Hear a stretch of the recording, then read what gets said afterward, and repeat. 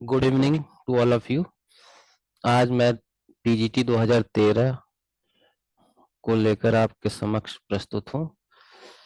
आप लोग पढ़ाई कर रहे होंगे। मैं एक क्विक रिवीजन या ब्रेन स्टार्मिंग के लिए आप लोगों के बीच इस प्रश्न पत्र को लेकर आया हूँ। इसके साथ जो भी जरूरी चीजें होंगी उसको भी हम लोग बातचीत कर लेंगे। हम लोग तेजी से पीजीटी 2013 को देखते हैं। इसमें 125 क्वेश्चन होंगे। तो 125 क्वेश्चन में हम लोग अगर इसको 1 घंटे में कर लेते हैं तो ये अच्छी बात होगी। चलिए, तो पहले प्रश्न से शुरू करते हैं। इसमें पहला प्रश्न है कि यदि कोई शिक्षक किसी छात्र की प्रत्येक चौथी अनुक्रिया पर पुनर्वलन देता है तो वह निम्नलिखित प्रकार का पुनर्वलन दे रहा है। तो ये चीज हमको समझनी होगी कि अगर प्रत्येक लगा है यानी एवरी है तो इसका मतलब फिक्स्ड होगा, और चौथी यानी फोर्थ यानी एवरी फोर्थ, तो इसका मतलब है कि संख्या दिया हुआ है तो ये रेशियो होगा। अगर यहाँ पर समय रहता तो इंटरवल होता। जब समय रहता है तो इंटरवल, और जब संख्या रहती है तो रेशियो। ये दिमाग में रखना है। और दूसरी चीज है कि ये भी क्वेश्चन पूछा जाता है कि कौन सा शेड्यूल या कौन सा रीइंफोर्समेंट का शेड्यूल सबसे ज्यादा प्रभावी होता है लर्निंग में। तो इसमें हम बताते हैं कि वेरिएबल रेशियो या वेरिएबल इंटरवल। ठीक है। परिवर्त्य रेशियो यानी अंतराल या परिवर्त्य अनुपात, परिवर्तनशील अनुपात या परिवर्त्य भी कहा जाता है। ये जो है दोनों ही ज्यादा प्रभावी होते हैं कंडीशनिंग कराने में। ठीक है। तो ये पहला क्वेश्चन हो गया। आगे चलते हैं। हम लोग कोशिश करेंगे कि 1 मिनट से कम समय लगे। पहला है शैक्षिक प्रक्रिया की प्रकृति है। तो शैक्षिक प्रक्रिया की प्रकृति क्या है? सामाजिक है। इन इस तरीके के प्रश्न में समय हम लोग नहीं लेंगे। आगे सृजनात्मकता का परीक्षण विकसित किया है। तो टॉरेंस ने किया है, ये हम लोग जानते हैं, आप भी जानते होंगे। क्रिएटिविटी की विशेषता अगर पूछता है तो वो डाइवर्सिटी, फ्लेक्सिबिलिटी, एलाबोरेशन, ओरिजिनलिटी और डाइवर्जेंट थिंकिंग, ये 5 हैं विशेषता।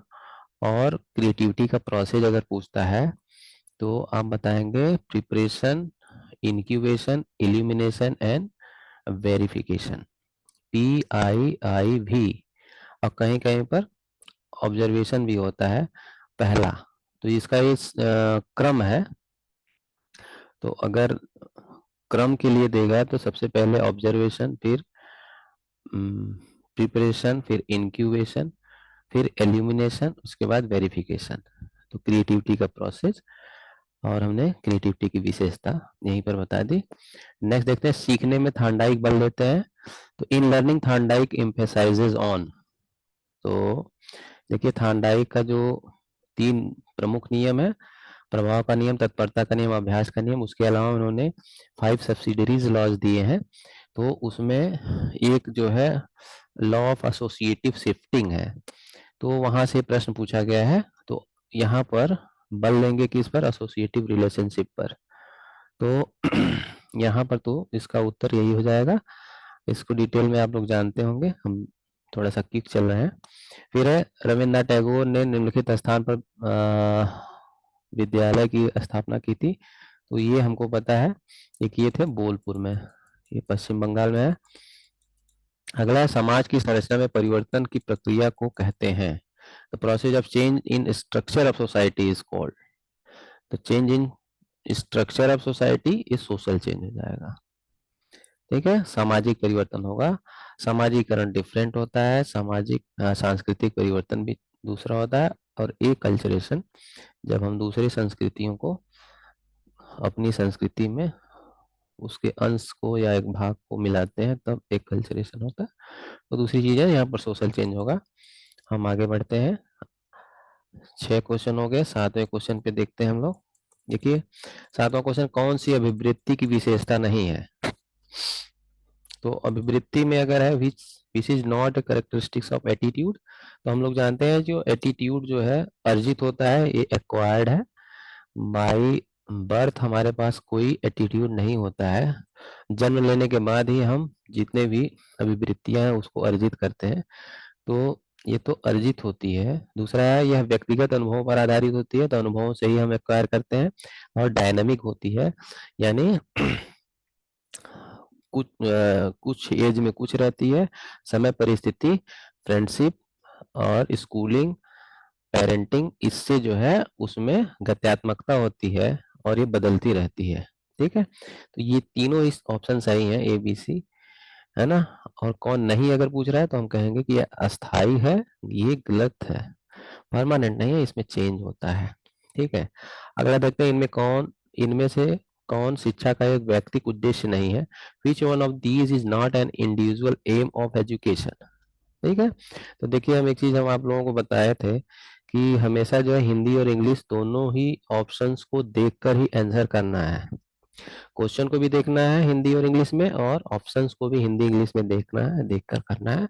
यहाँ पर देखिए गलती ये हुई है, जो सी ऑप्शन है, हिंदी में तो नागरिक रूप में विकास दिया है, लिखा है, लेकिन इंग्लिश में केवल डेवलपमेंट लिखा है।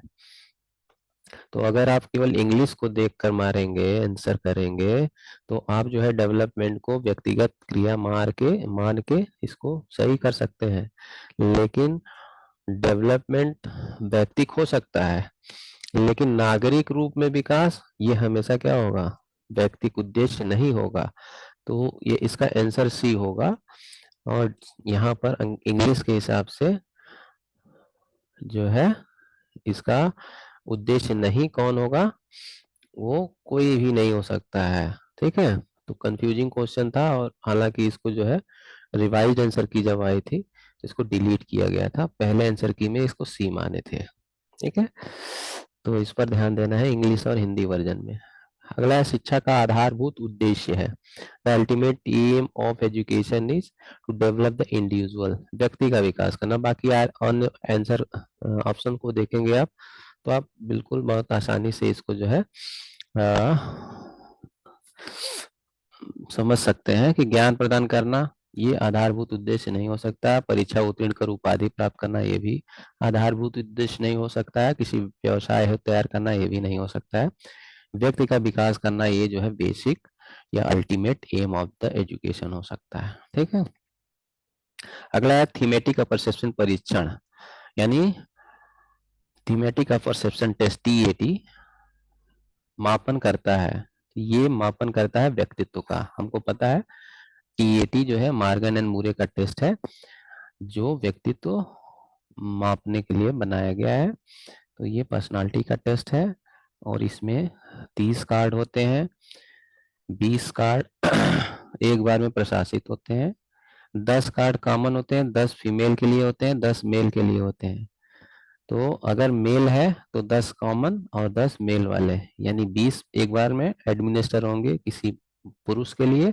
इसी तरीके से 10 कार्ड फीमेल के लिए होते हैं, 10 कॉमन होते हैं, तो 10 कॉमन वाले और 10 फीमेल वाले, उनको मिला के ये जो है 20 कार्ड महिलाओं के लिए भी एक बार में प्रशासित होंगे। इस प्रकार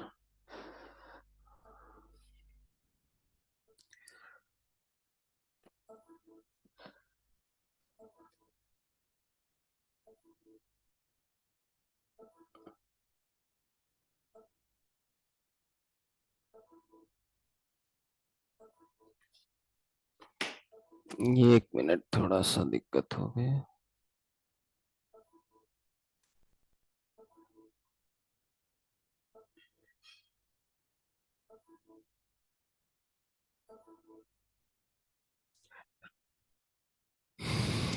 ठीक है, तो जो टीएटी है उसमें 30 कार्ड होते हैं एक बार में।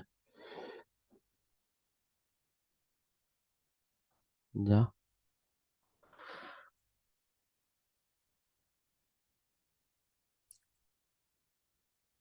एक बार में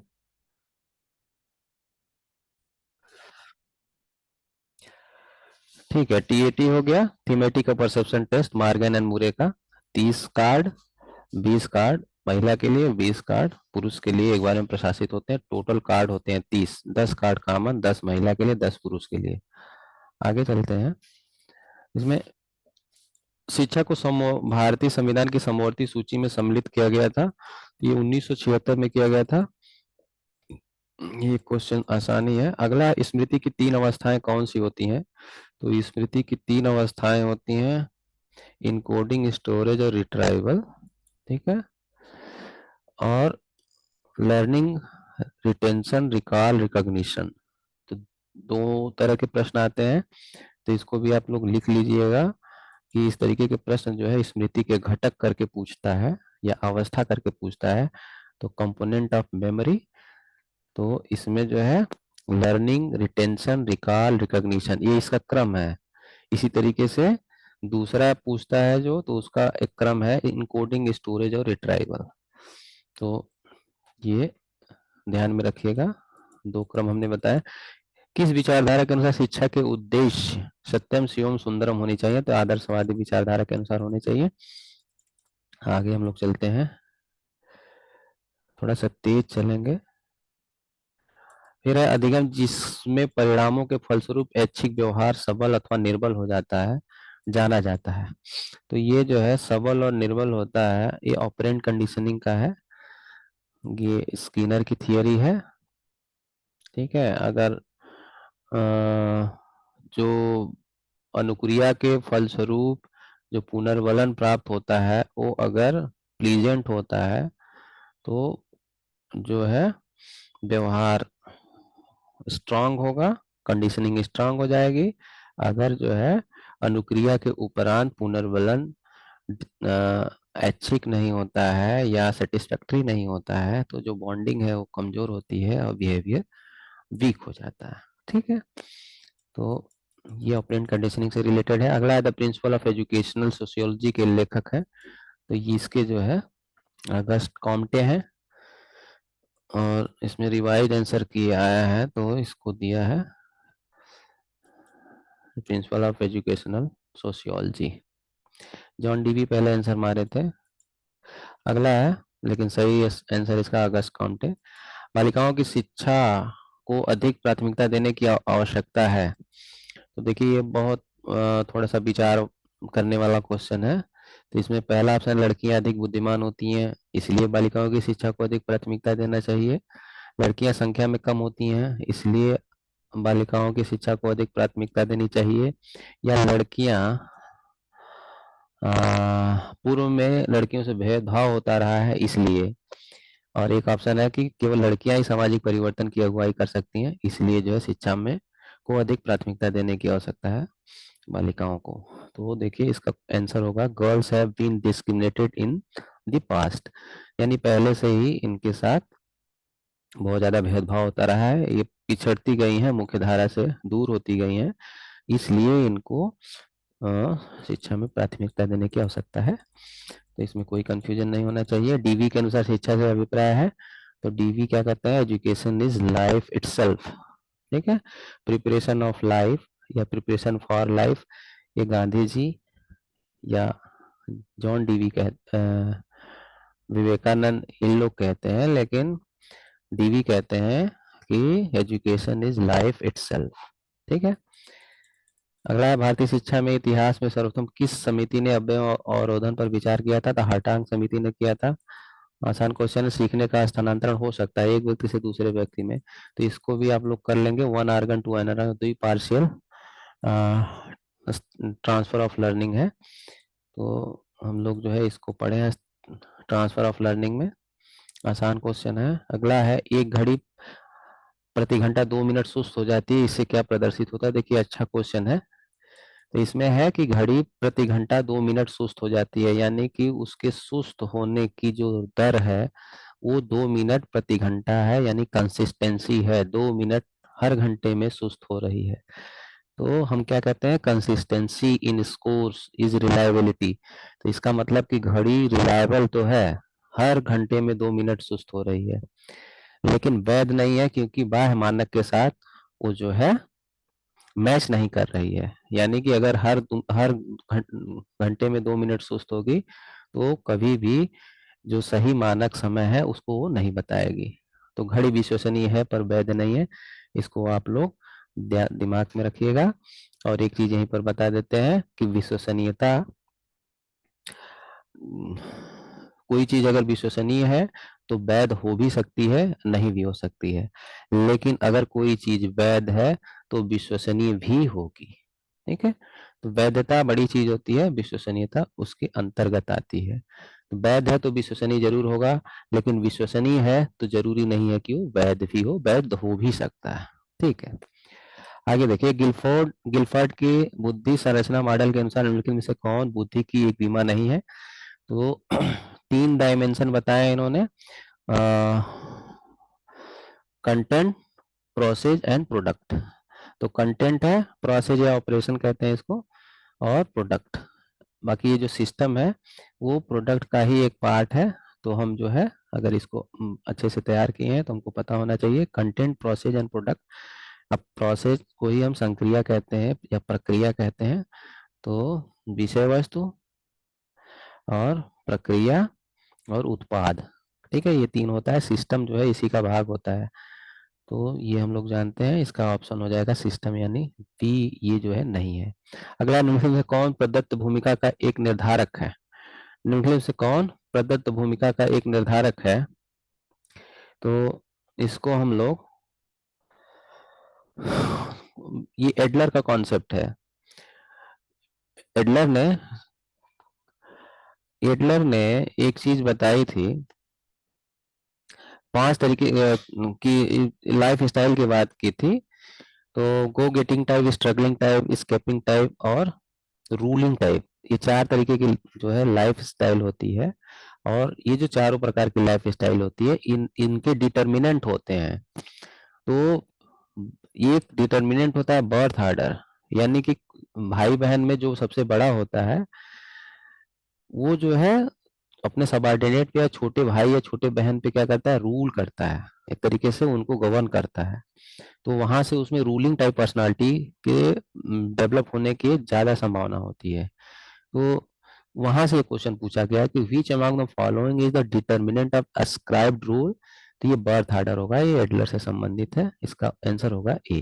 ठीक है, तो इसको भी आप एडलर और जूंग जब पढ़ेंगे फ्रायड की साइकोलॉजी में तो आपको ये चीजें मिलेंगी। ठीक है, निम्नलिखित में कौन सी विधि व्यक्तित्व प्रक्षेपी विधि नहीं है? तो व्यक्तित्व प्रक्षेपी विधि कौन सी नहीं है? तो प्रक्षेपी विधि में तो रोसार्क है, थीमेटिक परसेप्शन टेस्ट है, चिल्ड्रन परसेप्शन टेस्ट है। प्रोजेक्टिव है, ये व्यक्तित्व मापनी, ये भी है हाई स्कूल व्यक्तित्व प्रश्नावली, लेकिन ये प्रोजेक्टिव नहीं है। ठीक है, तो इसका आंसर सी हो जाएगा 23 का।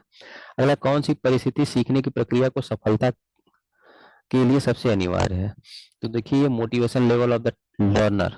ठीक है, तो अभी मैं यहीं पर ये बता दे रहा हूँ कि सबसे ज्यादा लर्निंग को प्रभावित करने वाला जो फैक्टर होता है वो होता है मोटिवेशन।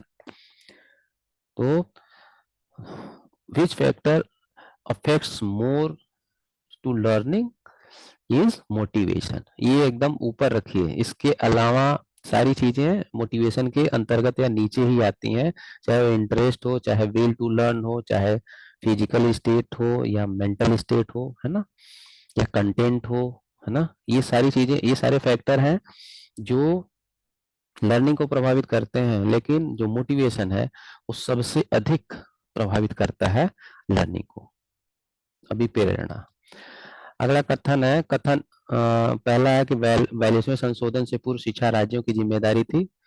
तो 42वें संशोधन से पूर्व शिक्षा राज्यों की जिम्मेदारी थी। दूसरा है 1976 में शिक्षा को संघ सूची में हस्तांतरित किया गया। तो देखिए, ये जो 76 वाला 42वां संशोधन हुआ था उसमें शिक्षा को समवर्ती सूची में हस्तांतरित किया गया था। तो ये बी ऑप्शन तो गलत है, यानी कथन 2 गलत है, कथन 1 सही है, तो इसमें कथन 1 ही सही होगा। इतना आप सभी को पता होगा। आगे हम लोग बढ़ते हैं, निम्नलिखित में से 26 नंबर क्वेश्चन है, निम्नलिखित में से कौन शिक्षा से संबंधित नहीं है? तो शिक्षा से संबंधित कौन नहीं है? तो Hunter commission, Sadler commission, Simon commission और कोठारी कमीशन। तो बहुत आसान क्वेश्चन है, साइमन कमीशन जो है शिक्षा से संबंधित नहीं है। अगला, निम्नलिखित में से किसे मनो ऊर्जा का भंडार कहा गया है? तो ईद है। ईद जो है ये जो है पार्श्विक प्रवृत्ति का होता है और ईद में ही सारी असामाजिक, अनैतिक और हम्म, जो दमित इच्छाएं हैं वो सारी जो है भरी रहती हैं। और हमेशा ये जो है प्लेजर प्रिंसिपल से गवर्न होता है, सुखवाद के सिद्धांत से गवर्न होता है। और इसको बिना इंतजार किए अपनी जो भी आवश्यकता होती है, जो भी डिजायर होती है, उसकी पूरी होने की चाहत होती है। तो इसीलिए जो है इसको मनो ऊर्जा का भंडार गृह कहा जाता है। तो which among the following is called store psychic energy is id. आगे है,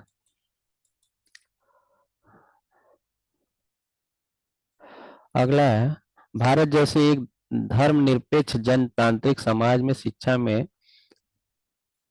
हाँ, भारत जैसे एक धर्मनिरपेक्ष जनतांत्रिक समाज में शिक्षा में धर्म का स्थान होना चाहिए। तो देखिए, ये क्वेश्चन थोड़ा विचार करने लायक है। In a secular democratic society like India, place of religion in education should be. तो शिक्षा में कोई स्थान नहीं होना चाहिए, अनिवार्य विषय के रूप में होना चाहिए। अपने धर्म के अध्ययन की स्वतंत्रता होनी चाहिए, सभी धर्मों की शिक्षा होनी चाहिए। तो जो इसका आंसर है रिवाइज, वो है अपने धर्म के अध्ययन की स्वतंत्रता होना, freedom of study their own religion, ये होना चाहिए। सेकुलर डेमोक्रेसी है, ये हमारे आर्टिकल 20 या 28 या 29 है, वो इससे संबंधित है। ठीक है, तो ये आंसर इसका सी माना गया है। फिर यथार्थवाद तथा आदर्शवाद के समन्वय वाली शिक्षा व्यवस्था है। तो ये जो है पहले महात्मा गांधी माने थे, अब जो है श्री अरविंद को जो है आंसर माना गया है। तो जो श्री अरविंद की शिक्षा है वो यथार्थवाद और आदर्शवाद के समन्वय वाली है। फिर है, प्राथमिक शिक्षा को सार्वभौमिकरण के लक्ष्य प्राप्ति में मुख्य समस्या है। तो the main problem in achieving the target of universalisation of primary education, ये मेन प्रॉब्लम क्या है? Lack of interest for education. ठीक है, ये सबसे बड़ी शिक्षा के प्रति रुचि का अभाव, ये जो है सबसे बड़ी प्रॉब्लम है। बाकी lack of equal opportunity of education, poverty, none of this, ये नहीं है। इसका आंसर जो है शिक्षा के प्रति रुचि का अभाव जो है, जो पेरेंट्स हैं उनको शिक्षा का महत्व ही नहीं पता है और बच्चों को काम में लगा देते हैं जो काम करते हैं। इसमें देखिए, यशपाल कमेटी के अनुसार प्राथमिक कक्षाओं में शिक्षक छात्र अनुपात होने चाहिए।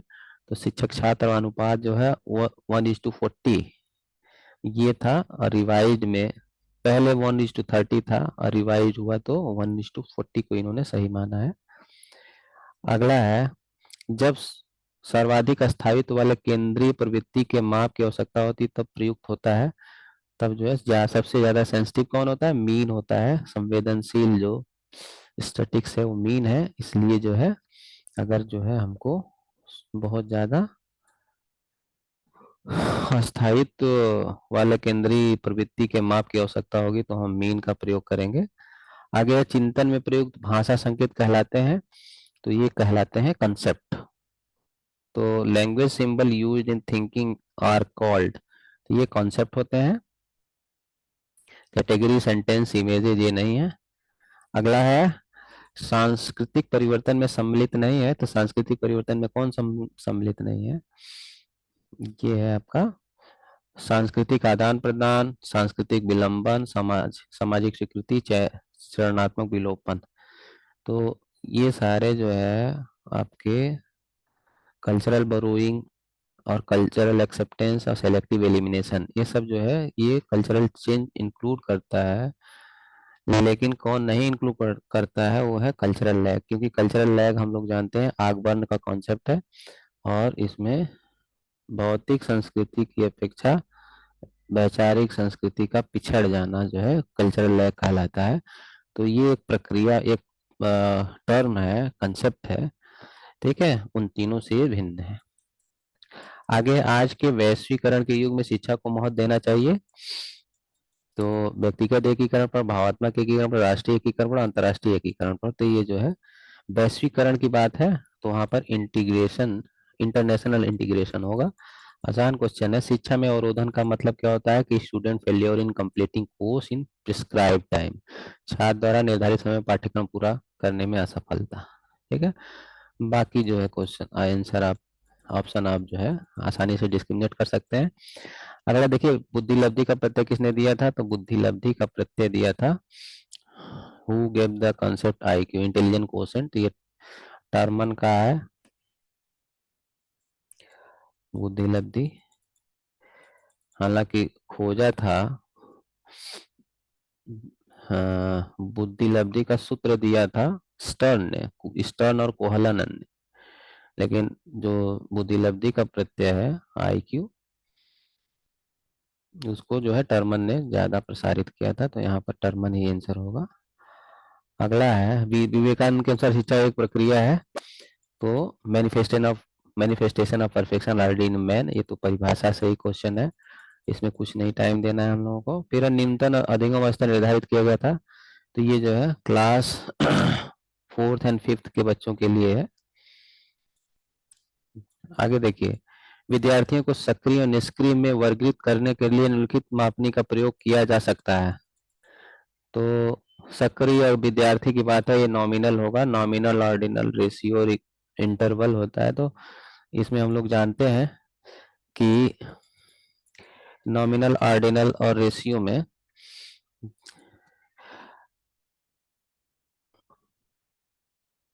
तो नॉमिनल हो जाएगा, ठीक है, क्योंकि ये विद्यार्थी हैं और कुछ विद्यार्थी एक्टिव रहते हैं, कुछ विद्यार्थी इनएक्टिव रहते हैं। तो अगर जो है महिला पुरुष एक्टिव इनएक्टिव शहरी ग्रामीण हिंदू मुस्लिम इस तरीके का अगर डिवीजन करते हैं तो नॉमिनल होता है। ये सब आसान है, आपको समझ में आ रहा होगा। अगला निम्नलिखित में से क्या वंशानुगत होता है? तो फिजिकल डिफरेंस। फिजिकल डिफरेंस जो है वंशान हेरिडिटरी जो है होता है, ये हमको माता पिता से मिलता है वंशानुक्रम में। बाकी behavioural differences, educational differences, economical differences, ये इस हेरिडिटी की वजह से नहीं होता है, ये हमारे अभ्यास की वजह से होता है, अनुभव की वजह से होता है। ठीक है, अगला है सामाजिक परिवर्तन का क्या द्योतक है? सामाजिक परिवर्तन का द्योतक है इवोल्यूशन, उद्विकास। ठीक है, पर्यावरण प्रथा समुदाय नहीं। आप साइंस के होंगे तो बहुत अच्छे समझ सकते हैं कि जो सोशल चेंज होता है वो इवोल्यूशन का परिचायक होता है। बुद्धि के किस घटक पर प्रशिक्षण का प्रभाव नहीं पड़ता है? तो देखिए, जो जी फैक्टर होता है वो सब में होता है, और जो यस फैक्टर होता है वो ट्रेनिंग से एक्सपीरियंसेस से घटता बढ़ता है। तो जो जी फैक्टर या जनरल फैक्टर होता है उस पर प्रशिक्षण का प्रभाव नहीं होता है। हम तेजी से आगे बढ़ेंगे। अगला अनुशासन स्थापना का सकारात्मक साधन है, यानी positive means of maintaining discipline is. तो निलंबन एवं निष्कासन, आर्थिक दंड, तो ये जो है पीपल सेल्फ गवर्नमेंट, ये भी आप समझ सकते हैं। सबसे अच्छा दी बेस्ट इसमें पीपल सेल्फ गवर्नेंस या छात्र स्व अनुशासन सबसे अच्छा माना जाता है। Which is not a weakness of interview method, तो यहाँ पर नॉट को दिमाग में रख के ही आप आंसर करेंगे। तो अत्यधिक खर्चीली विधि है, समय की अधिक खपत होती है, और साक्षात्कार कर्ता के पक्षपातपूर्ण होने की संभावना होती है। तो ये तीनों ही चीजें तो होती ही हैं, क्योंकि इंटरव्यू है तो खर्चा तो ज्यादा लगेगा ही, समय भी ज्यादा लगेगा, और जो साक्षात्कार करता है वो जो है जवाब सब्जेक्टिव होके दे सकता है। लास्ट ऑप्शन है, देखिए, प्रश्नों को पुनर्रचित करने का अवसर नहीं, no opportunity to reconstruct question. तो इंटरव्यू में हम रिकंस्ट्रक्ट कर सकते हैं, ये इसका वीकनेस नहीं है, बाकी सब वीकनेस तो है। अभिप्रेरणा के प्रत्यय की प्रकृति है, तो ये साइकोफिजिकल है। ठीक है, nature of concept of motivation is psychophysical. तो मोटिवेशन हम लोग जानते ही हैं, ये जो है मनोशारीरिक होता है। जो अभिप्रेरित व्यक्ति है वो मानसिक रूप से और शारीरिक रूप से क्या करता है? अभिप्रेरित दिखता है, उसकी बॉडी भी बताती है, उसके आंतरिक जो कॉन्फिडेंस है वो दोनों ही साइकोफिजिकल नेचर के होते हैं। अभिप्रेरणा की स्थिति में विचलनशीलता का सर्वोत्तम मापन है, तो ये जो है एच डी होता है, ये भी आसान क्वेश्चन है। अगला, असंगत कथन की पहचान कीजिए, तो growth is a life long process. तो ग्रोथ जो है लाइफ लॉन्ग प्रोसेस नहीं है, ये ऑड है ना, क्योंकि कुछ समय के बाद वृद्धि रुक जाती है। तो वृद्धि जीवन पर्यंत चलने वाली प्रक्रिया नहीं है, विकास जीवन पर्यंत चल सकता है, हो सकता है। तो वृद्धि केवल शारीरिक परिवर्तन को प्रकट करती है, सही बात है। विकास में वृद्धि सम्मिलित होती है, ये भी सही बात है। और डी ऑप्शन में वृद्धि में परिवर्तनों को मापा और देखा जा सकता है, ये भी सही है, लेकिन सी ऑप्शन गलत है।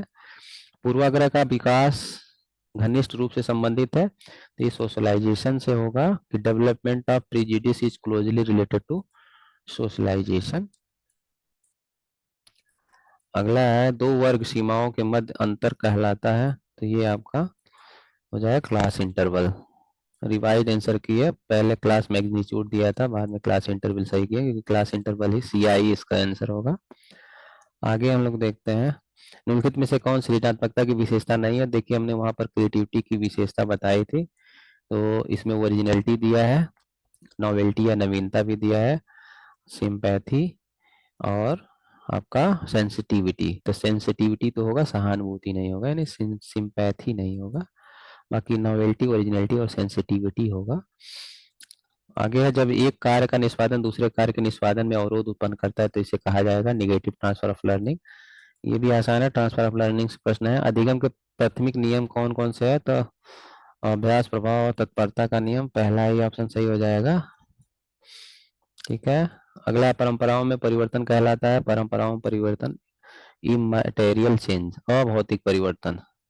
तो भौतिक परिवर्तन और अभौतिक परिवर्तन हम लोग जानते हैं, तो भौतिक परिवर्तन की अपेक्षा अभौतिक परिवर्तन का पिछड़ जाना कल्चरल लैग कहलाता है।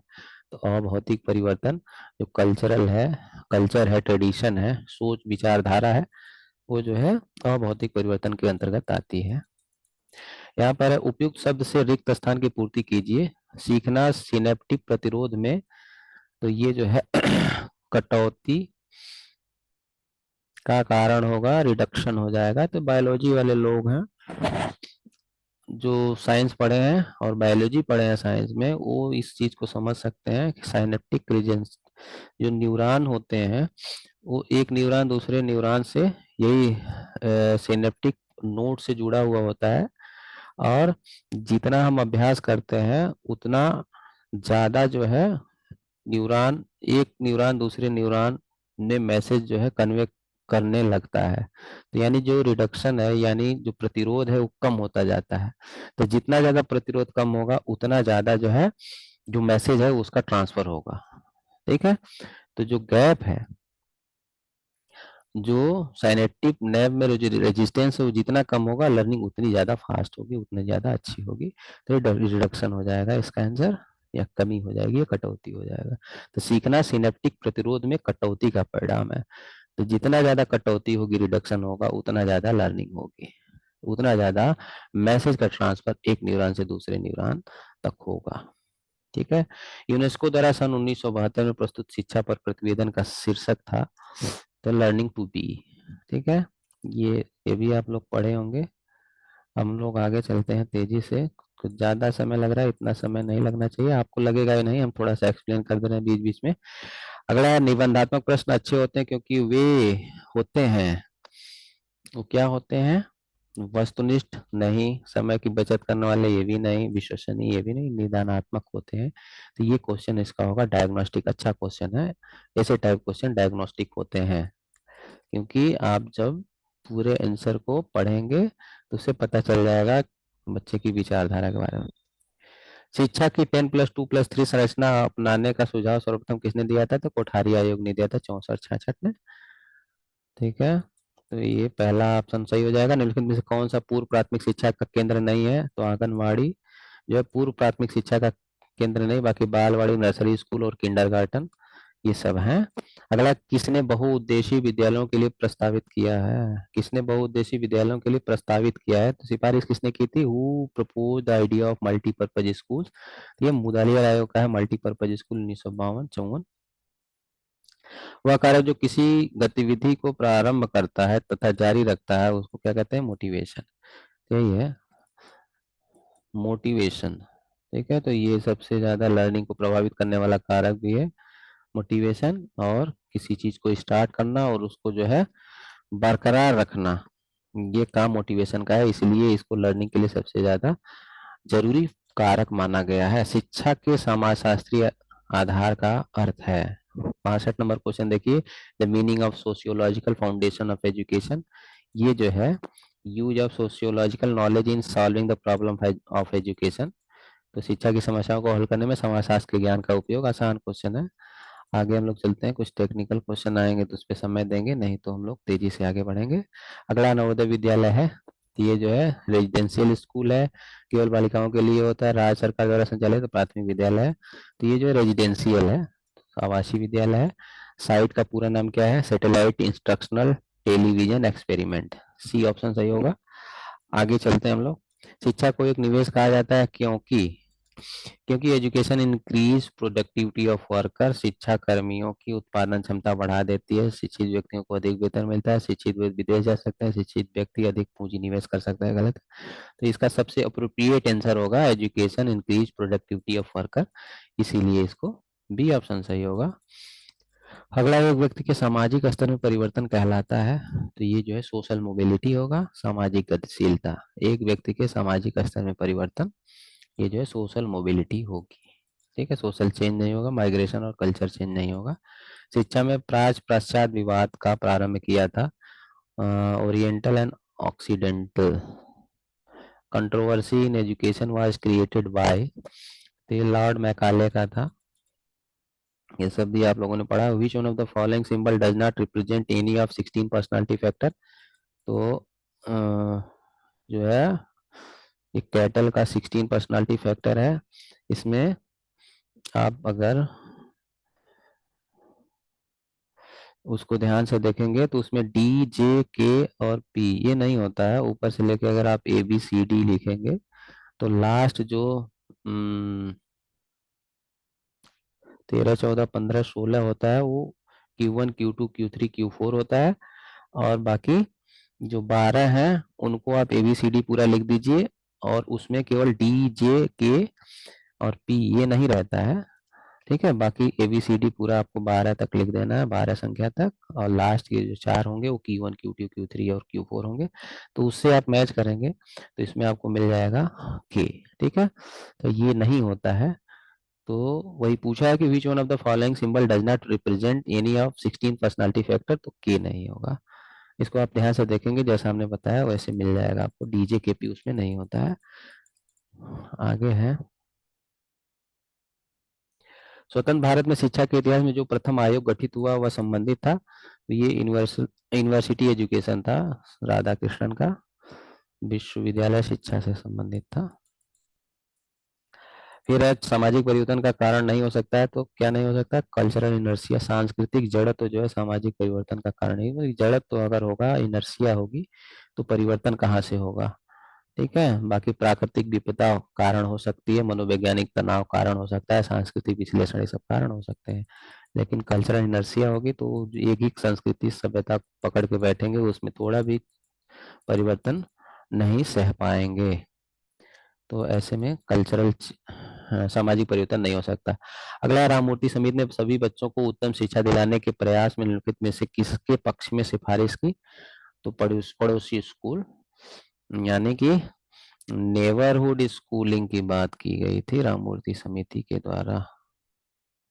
ठीक है, पहले ऑप्शन नवोदय विद्यालय था लेकिन बाद में पड़ोसी स्कूल कर दिया। अगला है, प्रकृतिवाद किस प्रकार के अनुशासन का समर्थन करता है? तो ये हम जानते हैं इमेंसिपेशनिस्ट यानी मुक्त्यात्मक अनुशासन की बात प्रकृतिवाद करता है। अचेतन मन, 73 नंबर क्वेश्चन देखिए, अचेतन मन के अध्ययन हेतु सर्वोत्तम तकनीकी क्या है? तो ये जो है प्रक्षेपण या प्रोजेक्टिव टेस्ट है, जो पर्सनालिटी को मेजर करता है, अनकॉन्शियस माइंड को। अगला है, निम्नलिखित में से कौन सा आदर्शवाद के अनुसार शिक्षा का आदर्श है? तो सेल्फ रियलाइजेशन। ये सब आसान क्वेश्चन है। आगे चलते हैं हम लोग तेजी से। अगर डाइट की स्थापना निम्नलिखित स्तर के शिक्षकों के प्रशिक्षण दी गई थी, तो ये जो है आपका प्राइमरी लेवल के शिक्षकों के लिए डाइट की स्थापना की गई थी। निम्नलिखित में से 76 नंबर क्वेश्चन देखिए, निम्नलिखित में से कौन सा सिद्धांत सीखने में स्थानांतरण से संबंधित है? तो जनरलाइजेशन थियरी जो है जुड की है। सामान्यीकरण का सिद्धांत ट्रांसफर ऑफ लर्निंग से रिलेटेड है। बाकी टाइप थियरी आप लोग जानते हैं, type and trait theory, trait theory, cognition theory, ये सब दूसरी generalization theory transfer of learning से संबंधित है। अगला है, a set of score has mean m and standard deviation s, if every score is tripled the new mean and standard deviation would be. तो देखिए इसमें इस तरीके के क्वेश्चन में अगर दुगुना तिगुना होगा तो जितना गुना m किया जाएगा उतना गुना s हो जाएगा, ठीक है, 3m और 3s। लेकिन अगर कहेगा कि प्रत्येक स्कोर में 2 जोड़ दिया जाएगा, ठीक है, तो मीन तो परिवर्तित हो जाएगा, 2 जोड़ दिया जाए 2 घटा दिया जाए, तो उस स्थिति में मीन में परिवर्तन हो जाएगा, ठीक है। तो जो मीन है वो घट जाएगा या बढ़ जाएगा, लेकिन एस में तब जो है कोई प्रभाव नहीं पड़ेगा। लेकिन अगर गुणा और भाग होगा तो मीन और यस दोनों बदल जाएंगे। तो यहाँ पर मल्टीप्लाई हो रहा है, गुना हो जा रहा है, 3 गुना कर रहे हैं तो 3m और 3s हो जाएगा, ठीक है।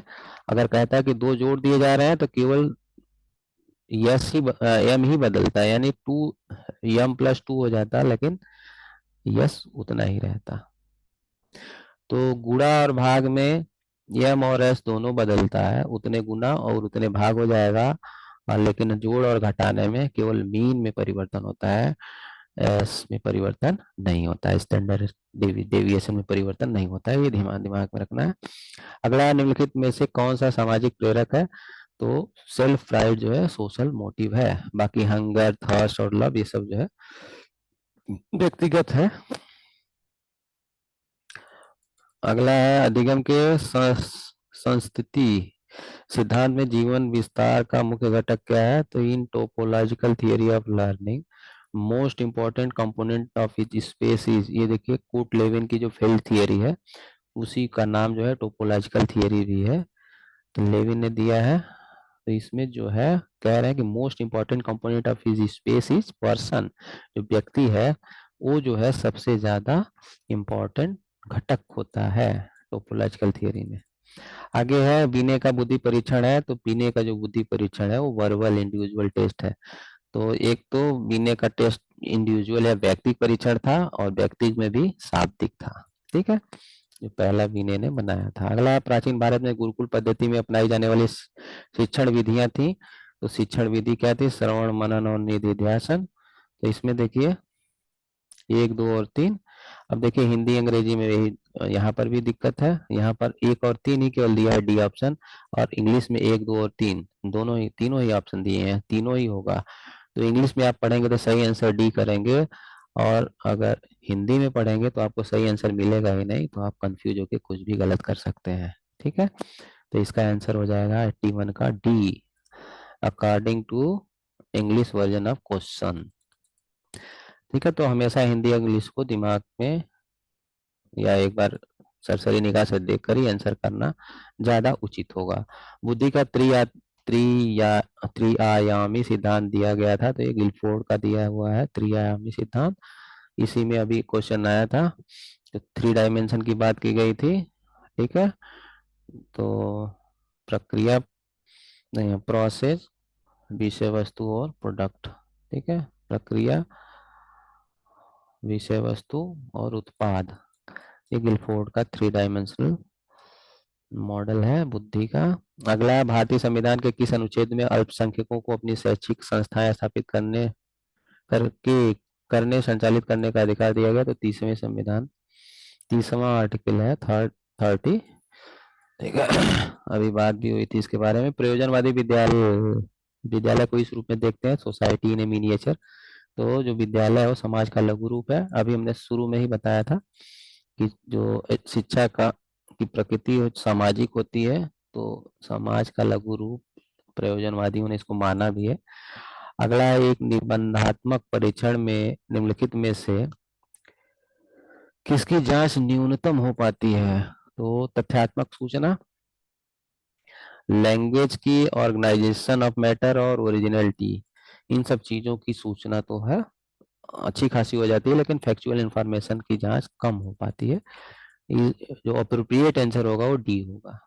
अगला है, सामान्य संभाव्यता वक्र में किसी भी प्राप्तांक के मध्यमान तथा +-1 सिग्मा के बीच आने वाले की संभावना कितनी होती है, तो ये जो है आप पढ़ेंगे तो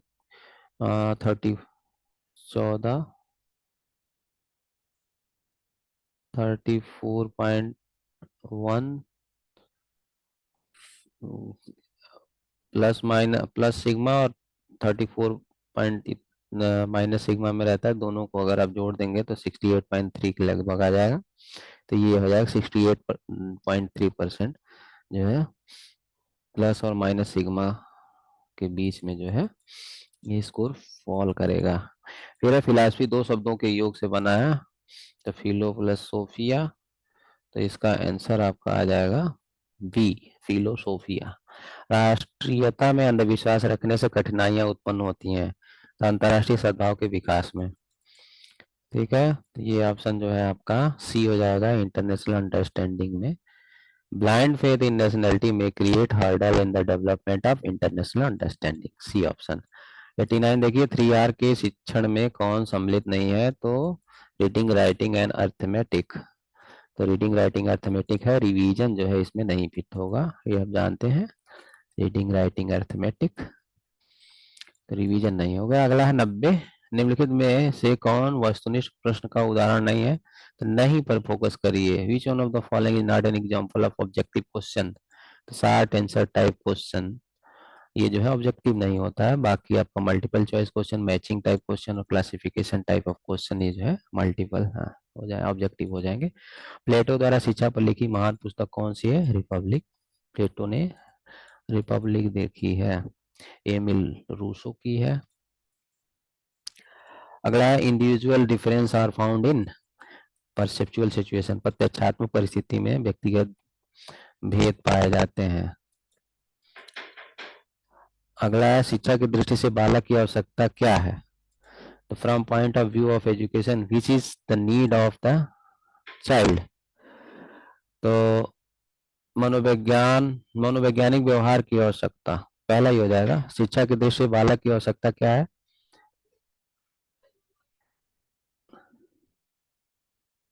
मनोवैज्ञानिक व्यवहार की आवश्यकता, तो शिक्षा की दृष्टि से बालक की आवश्यकता क्या है, पहला ही है मनोवैज्ञानिक व्यवहार की आवश्यकता। ठीक है, अगला है बालक एक ऐसी पुस्तक है जिसे शिक्षक को अध्ययन पढ़ना चाहिए, रूसो ने कहा है, ये रूसो का कथन है। कौन सी एक अच्छे प्रश्न की विशेषता नहीं है, तो लॉन्ग एंड इनडायरेक्ट। लॉन्ग और इनडायरेक्ट जो प्रश्न होंगे वो अच्छे प्रश्न की विशेषता नहीं होगी आइटम एनालिसिस में, ये जो है कटेगा। ब्रीफ एंड डायरेक्ट होना चाहिए, इजी एंड क्लियर लैंग्वेज होना चाहिए, ओनली वन करेक्ट ऑप्शन होना चाहिए, तो ये जो है आपका अच्छे प्रश्न की विशेषता होगी। लॉन्ग एंड इनडायरेक्ट जो है वो अच्छे प्रश्न की विशेषता नहीं होगी। हम लोग आगे बढ़ते हैं। तेजी से मूल्यांकन की तुलना में मापन क्या है, ये अधिक शुद्ध है, मापन अधिक मोर प्रिसाइज। अब देखिए ये जो है अगर आप हिंदी पढ़ेंगे तो आपको कुछ गलत लग सकता है, लेकिन मोर प्रिसाइज कहेंगे तो ज्यादा सही हो जाएगा। As compare to evolution measurement is always more precise. ठीक है, बी ऑप्शन सही होगा इसका। रिवाइज आंसर की में बी ऑप्शन सही माने हैं, और पहली जो आंसर की है उसमें लेस रिलायबल माना गया है, कम विश्वसनीय माना गया है, ये गलत होगा। बी ऑप्शन बिल्कुल सही है। फिर है किशोरावस्था की प्रमुख मनोवैज्ञानिक समस्या क्या है, तो लैक ऑफ स्टेबिलिटी, विषम लिंगी प्रेम का अभाव पहले माने थे, लेकिन अस्थायित्व एवं समायोजन का अभाव इन्होंने रिवाइज करके माना है, ये सही है। तो lack of stability and adjustment ये जो है एडोलेसेंस की मेन साइकोलॉजिकल प्रॉब्लम होती है, इसको भी दिमाग में बैठाइएगा आप लोग। अनिवार्य प्राथमिक शिक्षा के महान समर्थक कौन थे, तो गोपाल कृष्ण गोखले, इसको ज्यादा बताने की जरूरत नहीं, आप सब जानते होंगे। विश्वविद्यालय अनुदान आयोग की स्थापना कब हुई थी, 53 में हुई थी, और 56 में जो है ये जो है लागू हो गया था। स्थापना हुई 53 में, 56 में काम करना शुरू किया है। अधिगम स्थानांतरण के समान तत्वों के सिद्धांत ये जो है थांडाइक का है, तो theory of identical element of transfer of learning Thorndike का है, ये भी आप लोग जानते होंगे। जूड का जो है अभी जनरलाइजेशन आया ही था, तो दो दो क्वेश्चन स्थानांतरण से संबंधित आ गए हैं इसमें। यदि बुद्धि परीक्षण की विषय वस्तु अभिवृत्ति तथा मूल्यों से संबंधित तो वो परीक्षण क्या है, वैलिड है। तो देखिए नॉट वैलिड, यानी if content of intelligent is related to attitude and value, the test is not valid. अगर इंटेलिजेंस का जो है कंटेंट है और इन जो कंटेंट बनाया गया इंटेलिजेंस के लिए और उसमें जो है जो आइटम है वो एटीट्यूड और वैल्यू संबंधित है, तो वैलिड नहीं होगा, क्योंकि एटीट्यूड और वैल्यू बताएगा ना, इंटेलिजेंस तो बताएगा नहीं। तो जिसको मापने के लिए बनाया जाए उसी को मापे तो वैध, और जिसको मापने के लिए बनाया गया है उसको ना माप के एटीट्यूड और वैल्यू को मापेगा तो इनवैलिड है। ठीक है, तो वैध नहीं होगा, नॉट वैलिड होगा। आगे है, प्राप्तांक का अधिक व्यवस्थित समूहों में व्यवस्थापन कहलाता है, जो क्या कहलाएगा? Arrangement off score manageable group is distribution off score, frequency distribution, making of table, frequency polygon. तो ये आवृत्ति बहुभुज हो जाएगा। आगे है, किसका विचार था कि बालक एवं बालिकाओं दोनों को संगीत, सैन्य अभ्यास तथा गृह कार्य सिखाना चाहिए? ये प्लेटो का है। ठीक है, इसको दिमाग में बैठा लीजिएगा। अधिगम का संबद्ध संबद्ध प्रतिक्रिया सिद्धांत का प्रतिपादन किसने किया? Condition response theory of learning is proposed by, तो पावलोव का है, इसमें कुछ बताने की जरूरत नहीं है। शिक्षा मनोविज्ञान का जनक किसे कहते हैं? तो मनोविज्ञान विलियम जेम्स का है, शिक्षा मनोविज्ञान के जनक जेम्स। आगे है, फ्रायड के अनुसार निम्नलिखित में से कौन सी विकास की तीसरी अवस्था है? तो ओरल, एनल, फैलिक, लेटेंसी और जेनाइटल। तो ओरल, एनल, फैलिक, लेटेंसी और जेनाइटल, तीन तीन नंबर पे फैलिक आता है, तो फैलिक हो जाएगा। द्विखंड बुद्धि सिद्धांत विकसित किया था? तो ये हम लोग जानते हैं, स्पीयरमैन। स्पीयरमैन ऑप्शन में होंगे। अगर अगला 108, किसने कहा था शिक्षा एक दो ध्रुवीय प्रक्रिया है? तो एडम्स ने कहा है। और फिर डीवी ने इसको त्रिध्रुवीय प्रक्रिया माना, तो एडम्स जो है दो ध्रुवीय प्रक्रिया मानते हैं। फिर उपलब्धि परीक्षण में किसी एकांश का सबसे वांछनीय कठिनाई मान क्या होगा? तो सबसे वांछनीय क्या हो जाएगा? 0.7 से 0.3। ठीक है, आगे है, निम्नलिखित में से कौन सा एक शैक्षिक अभिलेख है? तो अटेंडेंस रजिस्टर जो है उपलब्धि रजिस्टर, उपस्थिति रजिस्टर शैक्षिक अभिलेख हो जाएगा। बाकी fee register, leave register, scholarship register ये जो है शैक्षिक अभिलेख के अंतर्गत नहीं आएंगे। 15 क्वेश्चन और है, इतना समय नहीं लगना चाहिए। ठीक है, आगे से हम लोग अन्य क्वेश्चन में थोड़ा और कम समय लेंगे। पहला, प्राथमिक शिक्षा का संपूर्ण दायित्व तो स्थानीय संस्थाओं के हाथों में सौंप देने का सुझाव किसने दिया था? तो हंटर आयोग ने दिया था, हंटर कमीशन ने दिया था। ये भी आप लोग दिमाग में बैठा लीजिए। लॉर्ड रिपन रिवाइज हो गया था, हंटर आयोग सही है। निम्नलिखित में से कौन बुद्धि के थर्स्टन के सिद्धांत में एक प्राथमिक मानसिक योग्यता संबंधित नहीं है? तो यांत्रिक योग्यता या मैकेनिकल एबिलिटी नहीं है। थर्स्टन का जो है primary mental ability chapter intelligence test है, इंटेलिजेंट थियरी है, तो उसमें मैकेनिकल एबिलिटी नहीं था। फिर है, मापन का प्रथम तथा निम्नतर स्तर कौन सा होता है? तो मापन का सबसे प्रथम होता है नॉमिनल, ऑर्डिनल, इंटरवल और रेशियो। तो नॉमिनल सबसे निम्नतर स्तर होता है। ये भी क्वेश्चन आसान है। हाई स्कूल व्यक्तित्व प्रश्नावली का विकास किया था? ये कैटल का है। सतत एवं द्विभाजी चरों के मध्य सहसंबंध की गणना? तो ये जो है, अगर कोरिलेशन बिटवीन कंटिन्यूअस एंड डाइकोटोमाइज्ड, तो कंटिन्यूअस तो है लेकिन डाइकोटोमाइज है, तो हम इसको जो बाइसेरियल कोरिलेशन मेथड से करेंगे। फिर है, ईदम संचालित होता है आनंद के? देखिए अभी बताया ना, ईदम जो है प्लेजर प्रिंसिपल से गवर्न होता है, अभी पीछे भी प्रश्न आया था, ये आसान क्वेश्चन हो जाएगा। बेसिक शिक्षा की प्रमुख विशेषता क्या होती है? तो to develop a spirit of self reliance, स्वावलंबन की भावना विकसित करना। बेसिक शिक्षा main feature of basic education. तो ये जो बुनियादी शिक्षा है गांधी जी का, वहां से प्रश्न है। बेसिक शिक्षा का मतलब गांधी जी की बुनियादी शिक्षा से मतलब है बुनियादी शिक्षा में स्वावलंबन की भावना विकसित करना वो चाहते थे। तो यहाँ पर आपको थोड़ा सा दिमाग लगाना पड़ेगा। बेसिक एजुकेशन अंग्रेजी तो ठीक है, नई तालीम, बुनियादी शिक्षा, तो यहाँ बेसिक शिक्षा लिख लिया, बुनियादी शिक्षा लिखते तो ज्यादा उपयुक्त लिखते और आपको आंसर देने में आसानी होती। अगला है, सामाजिक समाजशास्त्री दृष्टिकोण के अनुसार पाठ्यक्रम होना चाहिए? तो ये जो है फ्लेक्सिबल होना चाहिए। बच्चे की मनोवैज्ञानिक प्रवृत्तियों की ओर ध्यान आकृष्ट कराने वाला प्रथम पथ प्रदर्शक कौन सा था? तो ये है आपका pestology. Who among the following was the pioneer in drawing attention towards psychological tendencies of child? ये पेस्टोलॉजी थे, बहुत महान आदमी। फिर है क्रेस्मर के व्यक्तित्व के वर्गीकरण का आधार क्या है? तो शारीरिक गठन है, तो हम लोग पढ़े ही हैं। Kretschmer has classify personality on the basis of body constitution. अगला निषेधात्मक शिक्षा का प्रत्यय संबंधित है, तो ये जो प्रत्यय है संबंधित किससे है? रूसो से। ठीक है, निम्नलिखित में से शिक्षा आयोग 64-66 द्वारा क्या प्रस्तावित नहीं किया गया था? तो शिक्षा का निजीकरण प्रस्तावित नहीं किया गया था, बाकी जो है सब किया गया है। Education for production, education for social and national integration, education and democratic values, शिक्षा का निजीकरण उन्होंने नहीं प्रस्तावित किया था। उत्सुकतापूर्ण व्यवहार से संबंधित संवेग है अचरज। ठीक है, emotion attach with curious behaviour wonder होगा। ये तो आसान है, आप प्रेजेंस ऑफ माइंड से भी कर सकते हैं। 2 क्वेश्चन लास्ट और हैं। फिर है बुनियादी शिक्षा पाठ्यक्रम में निम्नलिखित शामिल नहीं था। तो बुनियादी शिक्षा है वही नई तालीम की बात फिर से है गांधी जी की, कि बुनियादी कला, शारीरिक क्रियाएं, सहसंबंध का सिद्धांत, ये सब तो था, लेकिन इंग्लिश एज द मीडियम जो है नहीं था। ये भी आप कर सकते हैं। फिर है मानव व्यवहार को स्पष्ट करने के लिए आवश्यकताओं का उत्तरोत्तर क्रम प्रस्तुत किया मैस्लो ने। तो नीड थियरी जो थी व्यक्तित्व की, वो मैस्लो की थी, और उन्होंने हायरार्की ऑफ नीड को प्रस्तुत किया था। तो इस तरीके से 125 क्वेश्चन हम लोगों ने किया है, और हम लोगों ने थोड़ा स्लो जरूर किया होगा। हम चाहेंगे कि इस तरीके से जो जितने भी पीजीटी के, जितने भी हायर के और उत्तराखंड हायर एजुकेशन के पेपर हैं, सबको जो है आपको एक क्विक रिवीजन करा दें सही आंसर की के साथ, और खाली समय में आप इसको जो है देख सकते हैं। धन्यवाद। अब आगे जो है नेक्स्ट क्वेश्चन पेपर के साथ मिलेंगे। तब तक के लिए सभी को